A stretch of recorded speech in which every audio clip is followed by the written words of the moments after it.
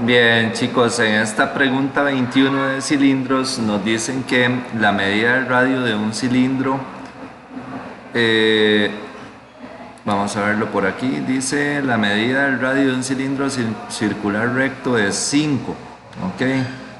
Y la medida de su altura es el doble de la medida de su radio. Entonces vamos a hacer esas anotaciones por acá importantes. Entonces nos dicen que la medida del radio de un cilindro circular es 5, entonces vea, sabemos que la tapa superior es un círculo, entonces desde el punto centro hasta este punto de acá se determina un radio, entonces ese radio va a medir 5. Igual sucede en la tapa inferior, entonces desde el punto central hasta este punto de acá, entonces vamos a determinar otro radio, ese radio también va a medir 5. Nos dicen que la altura es el doble de la medida del radio, entonces la altura de este cilindro que vendría por acá sería el doble de el radio, entonces mediría 10, ¿ok? Eso es lo que tenemos en este cilindro de acuerdo a los datos que nos da en el problema. Dice que a ese cilindro se le realiza un corte con un plano perpendicular a su base. Ok, entonces vamos a cortar hacia abajo. Ok, el corte tiene que ser hacia abajo. Y que contiene el centro de las bases. Entonces vamos a recortar puramente pasando aquí por el punto centro de las bases. Entonces recuerden que cuando nosotros cortamos un cilindro con un plano perpendicular a la base, o sea, hacia abajo, y que contiene al centro de las bases, entonces es cortar el cilindro por la pura mitad de la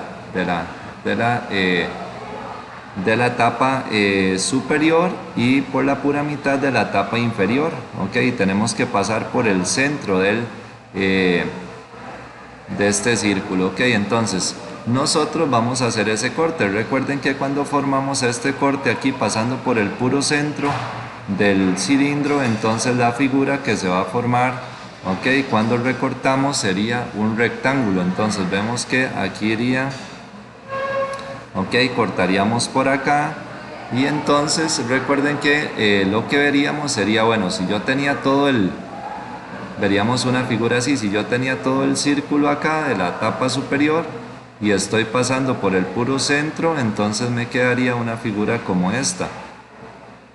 Ok, entonces tendríamos un cilindro, digamos que sería la mitad del cilindro lo que yo estaría viendo.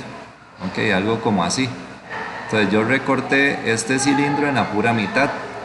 Ok, entonces esta figura que se forma acá, ahí pulseando aquí el dibujo, esta figura que se forma acá es un rectángulo, que es lo que a mí me interesa. Entonces esto es un rectángulo.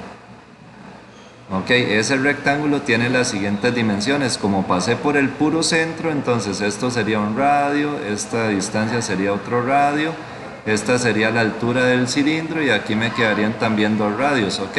Solo que lo vamos a ver acá en esta figura que estábamos trabajando. Entonces aquí me quedaría un radio de 5, aquí puedo formar otro radio de 5, ok, aquí voy a formar otro radio de 5. Y la altura del cilindro mide 10, pero a mí me interesa marcarla aquí también. Ok, estas aristas miden igual que la altura del cilindro. Y esa sección plana que se forma aquí, ok, cuando yo hago el corte, que la estamos viendo aquí de esta manera, pero esta figura nos lo ilustra mejor. Entonces, nos piden cuál es el área de esa sección plana que se forma, y entonces vemos que la sección plana es este rectángulo que se forma acá cuando yo hice el corte. Entonces realmente me están hablando de el área del rectángulo que se formó. Entonces yo lo que necesito es recordar cuáles son las dimensiones de este rectángulo. Entonces yo vengo y dibujo el rectángulo y entonces yo veo que las dimensiones de ese rectángulo serían, en la parte superior serían 10 centímetros, ok. La parte inferior también mediría 10, que es doble radio.